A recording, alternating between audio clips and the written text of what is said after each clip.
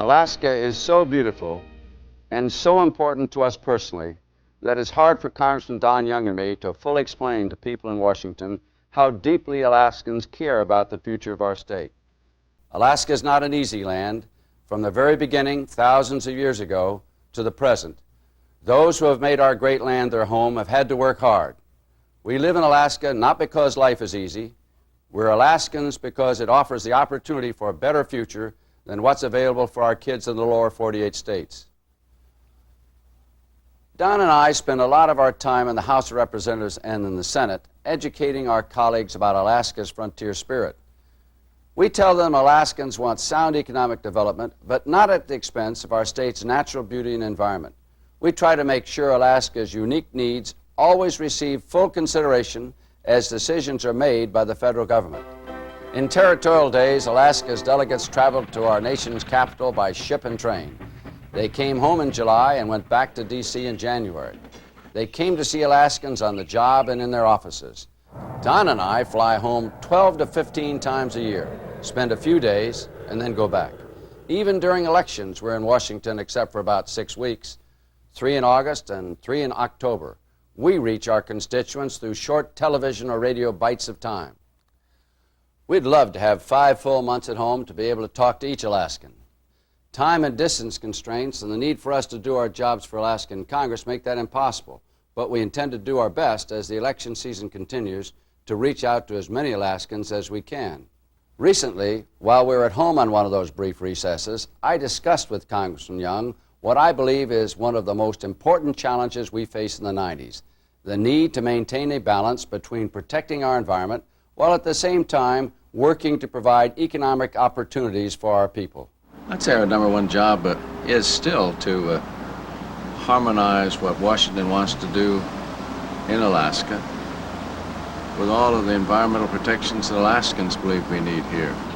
One thing, too, Senator, that bothers me a great deal back in Washington, there's some concepts that we're not considering the people factor. And, of course, our job and my job has been over the years to recognize the role that people do play in the balanced approach of economic development in this state. And I've tried to relate to my colleagues back there that we are talking about people. We're talking about the environment.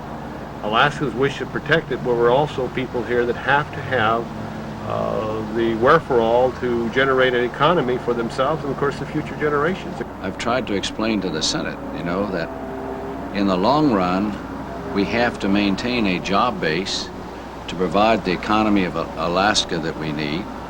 And that means that we have to keep looking and looking and looking for the resources that our nation and the world need. Need at this time, and absolutely. The interesting part about it is that you live in the House. The House is people-oriented. I live in the Senate. We're state-oriented. They like to look at the whole state and forget about people. Thank God you're there and have got the interest in people, and a lot of the people in the House really are more job-oriented than the Senate. And that balance is what's really kept us alive in the long run. Just a few hundred yards from Senator Stevens' offices, the challenge that Alaska legislation faces here in the House are quite different. Like every state, Alaska has 2 senators, but because of our small population base, we have only 1 seat in the 435-member House of Representatives. Yet every piece of legislation that becomes law must pass both the House and the Senate, and that makes 2 things very important. Having a united delegation that can work together, and we have that with Senator Stevens and Senator Murkowski, and seniority in the Congress. Senator, we have a 3-man delegation, 2 senators, and of course 1 congressman. Many times I'm asked by Alaskan constituents, what can we do with just a 3-man delegation? But the seniority plays a major role in this. With the longevity I've had there now, going on my 19th and 20th year, that makes me one of the senior members of the total House in a position of vice chairman of 2 major committees. And I believe that when you are in the majority, and hopefully we will be in the majority in 92, you'll be an ability to be a chairman of 2 major committees on the Senate side, and Senator Murkowski also. That's right, and in the Senate what it means is we get a chance to ask questions, to present amendments in order of seniority, so that if you're sitting way down in the end of the line, you come up last after almost everyone's gone and the fights have taken place. Where small states have the greatest protection is with people in the Congress who have seniority. Think back in the days of Carl Hayden and Barry Goldwater in Arizona, or in the state of Washington when they had Magnuson and Jackson.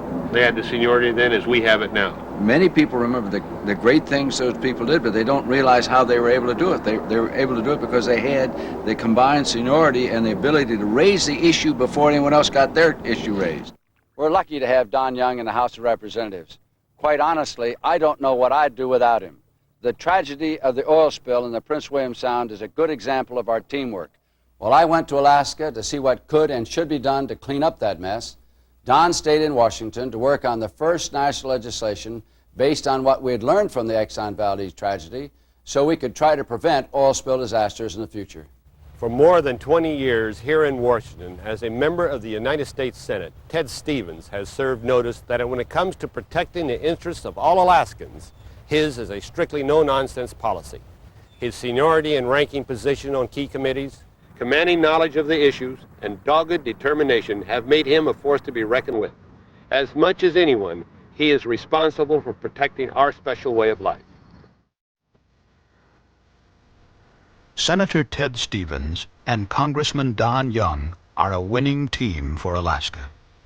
Together with Senator Frank Murkowski, they have proven to be one of the most effective delegations in the U.S. Congress. Their vision for Alaska's future, leadership ability, and understanding of the issues are but a few of the reasons for their success on behalf of our great state. They're also committed to the difficult but obtainable task of maintaining a balance. Senator Stevens and Congressman Young know that we can protect our environment for this and future generations, while at the same time ensuring economic and employment opportunities for all Alaskans. Through the sensible development of our natural resources and the diversification of our economic base, our state can continue to be that very special place that captures the spirit, heightens the imagination, and quickens the pulse. That very special place we call Alaska.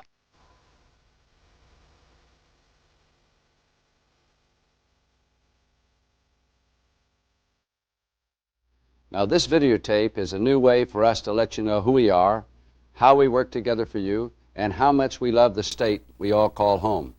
We hope you'll tell us if this is a good way to do that.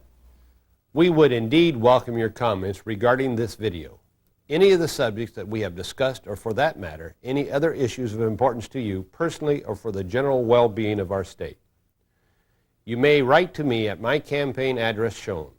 Congressman Don Young, care of Alaskans for Don Young, Post Office Box 100298, Anchorage, Alaska, 99510.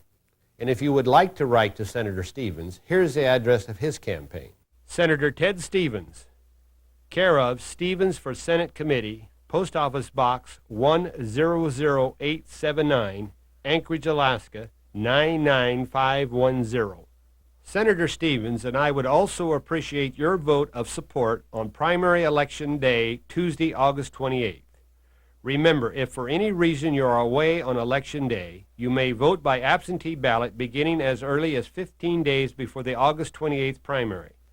For specific information on how to use the absentee ballot, contact the Region 2 Election Office at 1313 East 3rd Avenue, Anchorage, Alaska, 99501, or phone 276-8683. Thank you for giving us a few minutes of your time. We look forward to hearing from you and working together to make Alaska an even better place to live and work.